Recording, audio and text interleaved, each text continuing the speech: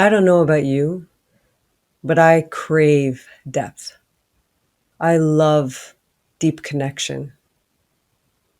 I love meeting the essence of another person, another soul, another body. It is what lights me up.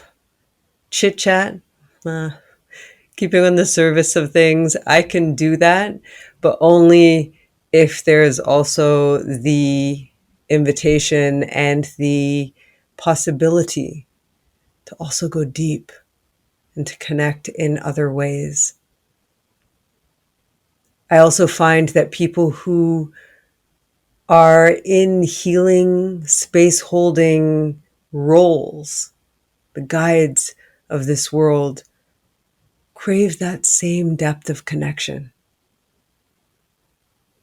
And maybe you are not in one of those roles, and this speaks to you as well. I want to explore the idea of connecting from a place of love or connecting from a place of fear. And I'm going to talk a bit about how I have experienced it on my journey of life.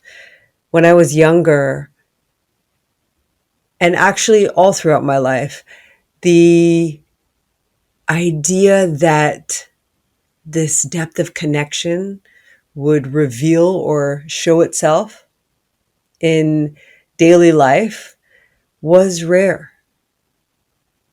And so when it happened, when I would get that feeling inside, like a knowing, a deep knowing inside, like this is a soul connection.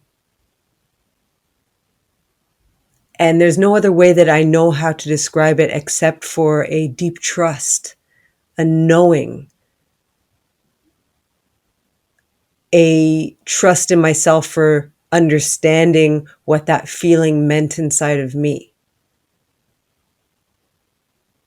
And because it didn't happen all that often, when it happened, I would feel this amazing sense of love and joy and flow of energy through my whole being. And I would kind of like focus in because I would have to do something with it because it was so rare. And I'm talking about any kind of connection, not only a romantic connection or an attraction. Well, there's an attraction on some level, but a person that you know is there connected to you in a different, deeper, clear way. And that action, that need for action, had me narrowing in my energy and my focus to that one exchange that I actually didn't realize that there were more of these connections to be had. And I'm not saying that there are millions more of these kind of connections to be had. Perhaps there are millions, but that there were more. And what I learned, especially in a short period of my life, there was about a period of about 6 months where I could tell from across a field that one of these people were part of my tribe. Let me put it that way. By getting a glimpse of them. And during this specific period of my life, because I had it before, but this was a very interesting moment of my life where all of these people that I was clearly like resonating with, or a part of my being that was, being activated, all of these people were born within a 2 or 3 week part of the year. And not all in the same year, but they were all a certain sign and born really at a specific time of the year. And I would test it out. I thought it was pretty fun. And so I would test it out. I'd go out and I'd ask whenever I'd get that feeling. And the feeling for me was a knowing. I know them. I know them deeply. And I thought it was nice and fun, and it excited me that this was happening. And I would check it out, and it was fascinating. And I learned to trust that part of myself really deeply. And every now and again, there was someone who, responded to it.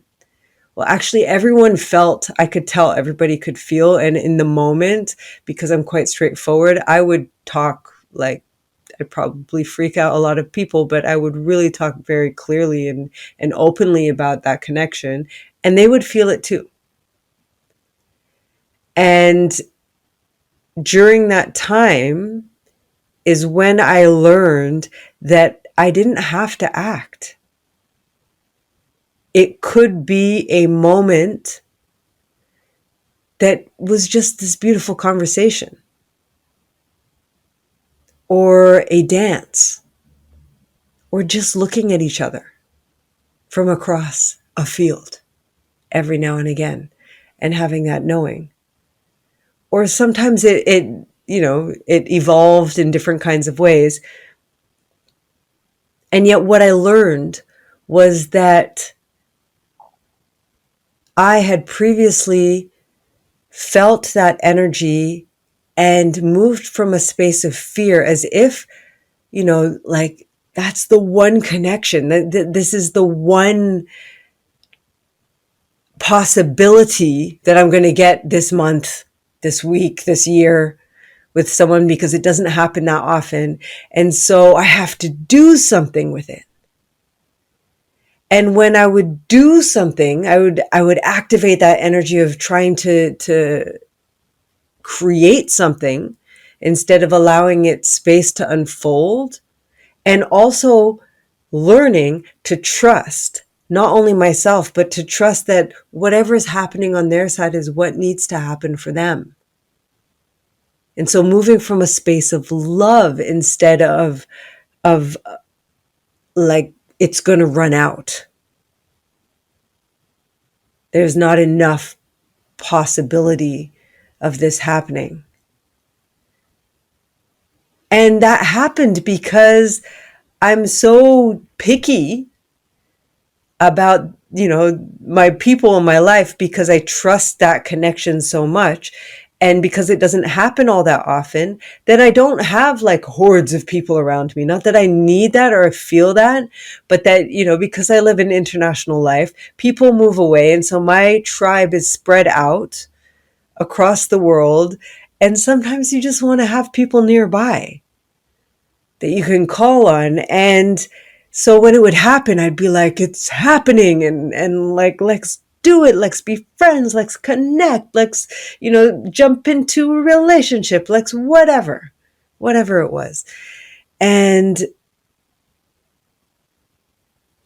in that period of time with that group of people over those months, I learned that that's what I was doing.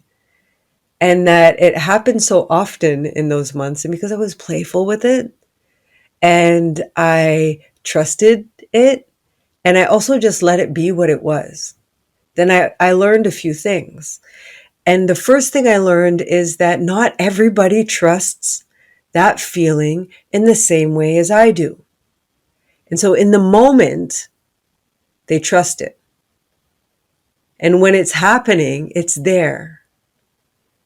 And then if we are away from each other, they let it go. And then we get back and there was a distrust, like, oh, it's never going to be the same way as it was that first time. And then it is. And, the conversation still flows. And often they're surprised. And for me, from my perspective, I know it's going to flow. I already know it's going to flow because I trust that connection. I trust that flow of energy. And time doesn't do anything to that for me.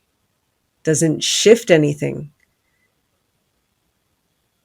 Maybe it creates a longing, but it doesn't shift anything in that understanding, in that trust, in that permission of feeling.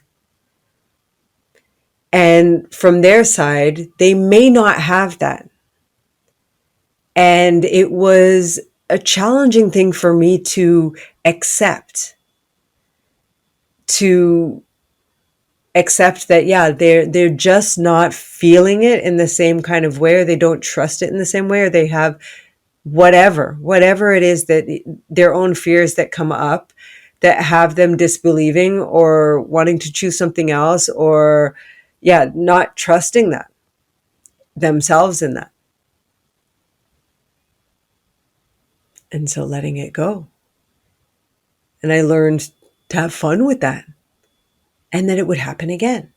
And it would happen again. And it would happen again. And it happened so often in those few months that I realized that I had been focusing all this energy on trying to make something happen because I was moving out of a space of fear, that I didn't allow for the possibility to recognize that there were other connections to be had when I allowed myself to stay grounded in me and be with it and enjoy what it was in the moment, and not anticipate anything or to create something with it, or to make something bigger than it is. And what that gave me insight into was that depth of connection, that knowing of resonance of the soul frequency that speaks to each other, that is not the only aspect of an exchange between two people or between more people. It is not the only thread that links. I hope I'm describing this in a way that's easy to understand. That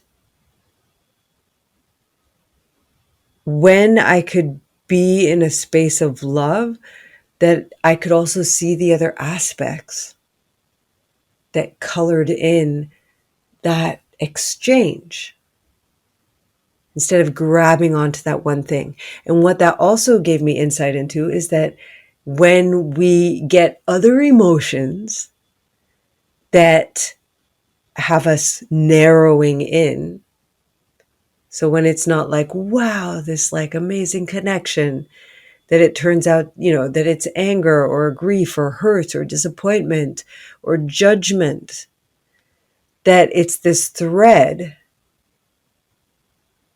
that we're coloring our worlds from, and that it's not the only thing. It's not the only potential of that exchange. And